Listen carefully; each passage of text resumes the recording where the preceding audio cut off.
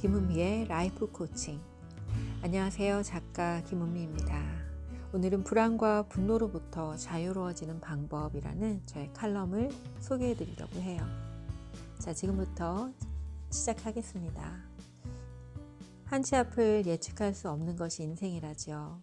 다들 그렇듯 저 역시 2020년에 수많은 계획을 세웠는데 다 멈추고 또 수정되고 폐기되는 경험을 하고 있습니다.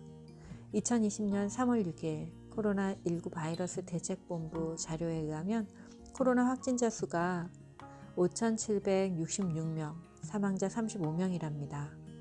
연일 뉴스와 신문을 비롯해 불안을 증폭시키는 가짜뉴스까지 더해져 하루하루 일을 해서 살아가는 국민들의 삶에 대한 걱정과 불안은 불신과 분노로 표출되고 있습니다.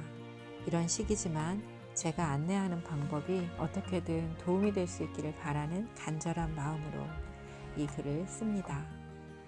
여러분은 불안하거나 화가 날 때 어떻게 하시나요? 대부분 사람들은 불안하고 화가 나는 감정을 감추고 억누르고 부인하고 억압합니다. 또 일부 사람들은 그와 같은 감정을 감추지 않고 자유롭게 표현합니다. 여러분은 어떤가요? 당장의 이득이라 생각해서 감정을 감추고 억누르고 있지는 않으신가요? 결론부터 이야기하면 감정을 억압하는 것은 어떤 상황에서든지 누구에게든지 도움이 되지 않습니다. 그렇다면 감정을 자유롭게 표출하는 것은 어떤가요? 그건 역시 좋을 것은 없지만 억압하는 것보다는 덜 해로운 선택이라 할 수 있습니다. 수압 이론과 같이 분노와 불안과 같은 감정을 표현하지 않고 계속 억압하면 물이 끓고 있는 주전자 속의 수증기처럼 압력을 받으면 더욱 강력해지고 확장되는 경향이 있습니다. 참아도 참고 또 참아도 분노와 불안은 사라지지 않습니다. 오히려 신체의 내장이나 창자에 자리 잡아 신체적인 질병으로 나타나게 됩니다. 그리고 거기서 끝나지도 않습니다. 스스로 자기를 지키지 못한 것에 대한 죄책감은 자책과 자기 비난으로 또 자기 비하로 표현됩니다. 그렇다고 불안과 분노를 때와 장소를 가리지 않고 타인을 향해 자유롭게 마음껏 표출한다면 아마도 사회생활을 해나가기가 어려워질 것입니다. 고대 그리스 로마의 철학자 에픽테투스는 사람의 마음을 혼란시키는 것은 사건 그 자체가 아니라 사건에 대한 그들의 판단이다 라고 말했습니다. 다시 한번 읽어보겠습니다. 사람의 마음을 혼란시키는 것은 사건 그 자체가 아니라 사건에 대한 그들의 판단이다. 이 말과 같은 맥락의 심리치료 기법이 있습니다. 합리적 정서 행동 치료를 창안한 미국의 정신과 의사 엘버트 앨리스의 ABCD 이론입니다. 이 중 ABC 세 단계만을 들어 간단하게 설명을 하면 A는 자극이 되는 선행 사건과 그에 따른 C, 결과 사이에 B, 합리적이거나 또는 비합리적인 신념이 있다는 것입니다. 자, 다시 말하면 우리를 자극하는 선행 사건과 우리가 경험하게 되는 결과 사이에는 합리적이거나 또는 비합리적인 우리의 신념이 있다는 것입니다. 즉, 동일한 사건을 경험하더라도 그것으로 인해 경험하는 정서와 행동의 결과가 다른 것은 바로 그 사람의 신념에 따라 결정된다는 것입니다. 한 사람의 신념은 그가 오랜 시간 옳다고 생각하는 삶의 가치라고 말할 수 있습니다. 엘버트 앨리스의 ABCDE 합리적 정서 행동 치료 요법은 우리가 다른 사람에게 분노나 적대감을 부추기거나 표현하지 않고 우리 자신을 인격적으로 손상시키지 않으면서 원하는 상태, 즉 평안을 회복할 수 있는 방법을 안내합니다.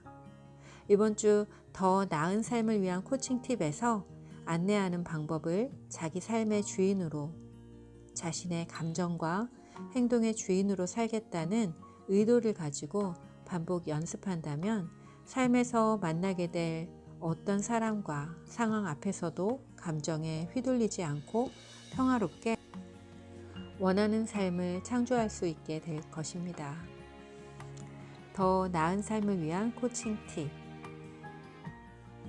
더 나은 삶을 위한 코칭 팁에는 3가지 사례를 들어서 제가 구체적으로 설명을 했는데요. 첫 번째 사례는 코로나19로 인해 경제적 피해를 입는 상황, 두 번째 사례는 사랑하는 사람과 헤어진 상황, 세 번째는 시험에서 낙방한 상황을 들어서 설명하고 있습니다. 3가지 사례 중에 두 번째, 사랑하는 사람과 헤어졌을 때의 A, B, C, D, E 반응에 대해서 제가 안내해드리고, 이 자료는 마음성장학교 네이버 카페에 올려드리겠습니다. 모두의 자료실에서 보실 수 있겠습니다. 네, 그럼 어떤 사람이 사랑하는 사람과 헤어지는 그런 정서적인 사건을 경험하게 되면 A, 그런 사건을 경험하게 됐어요. 그게 A예요. 자, 그런데 그 사람에게는 사랑하는 사람과 헤어진 것은 수치스럽고 끔찍한 일이다 라는 비합리적인 신념이 있었습니다. 자, 그 결과 그 사람은 이와 같은 경험을 합니다. 사랑하는 사람과 헤어진 것은 수치스럽고 끔찍한 일이야. 나 같은 것은 살 자격이 없어. 이렇게 자기 비하에 빠집니다. 자, 이와 같은 것을 경험하고 있을 때 우리는 여기에 대해서 그것이 사실인지, 그것이 논리적인지, 그것이 정말 가치 있는 생각인지에 대해서 질문을 해볼 수 있습니다. 예를 들어서 이렇게 물어볼 수 있겠죠. 사랑하는 사람과 헤어진 것은 수치스럽고 끔찍한 일인가요? 그런 감정을 경험하는 사람은 살 가치가 없나요? 그것이 정말 맞나요? 그것이 당신에게 어떤 도움이 되나요? 이런 질문들을 통해서 지금 하고 있는 생각이 논리적이지도 또 현실적이지도 그렇게 가치 있고 중요하지도 않다라는 것을 스스로 인식하게 됩니다. 아, 그렇지 하고 깨닫게 되는 효과가 있습니다. 그리고 마지막에 행동이 수정되면서 생각과 행동이 수정되면서 이렇게 이야기할 수 있겠죠.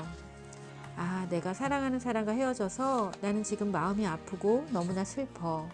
하지만 그건 누구에게나 일어날 수 있는 일이야. 끔찍하고 수치스러운 일은 아니지.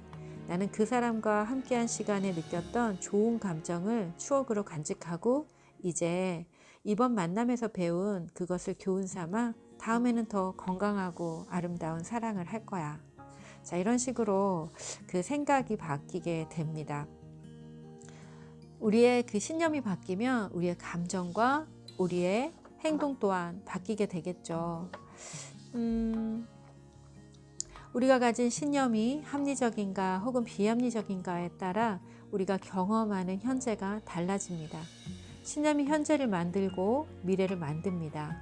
오랜 시간 진실이라고 믿고 있는 것, 나는 뭐뭐 해야 한다, 뭐뭐 하지 않으면 안 된다 등의 그런 말로 표현되는 뭐뭐 하는 게 마땅하다, 당연히 뭐뭐 해야 한다 라는 말로 표현되는 것들, 그것들이 모두 나에게 있는 비합리적인 신념일 수 있습니다. 그 신념이 당신의 현재 그리고 지금 여기의 삶에 도움이 되는지 혹은 방해가 되는지를 따져보아야 합니다. 도움이 되지 않는다면 도움이 되는 신념으로 바꿀 수 있습니다. 여러분 한 주간 편안하시고요. 또 신념에 대한 그 영상과 또 듣는 라디오로 제작한 유튜브 영상이 아래에 많이 있습니다. 네, 신념에 대한 것들 찾아서 들으시면서 여러분을 힘들게 하고 있는 신념에 대해서 깊이 생각해보는, 그래서 좋은 신념으로 바꿀 수 있는 한 주 되시길 바랍니다. 여러분 사랑하고 축복합니다. 저하고 개인적인 상담이나 코칭 문의가 많은데요. 네, 메일이나 또는 문자 전화 주시면 언제든지 상담 진행할 수 있습니다. 네, 사랑합니다. 축복합니다. 오늘 이야기는 여기서 마치겠습니다. 여러분 구독, 좋아요 눌러주시고 저희 이야기가 경험이 필요한 분에게 전달되기를 소망합니다. 마음이 힘들고 어려운 일이 있는 분들, 또 저의 이야기가 도움될 만한 분들에게 전해주세요. 네, 여러분의 댓글과 구독이 저에게 큰 힘이 됩니다. 자, 그럼 진짜 마치겠습니다. 안녕.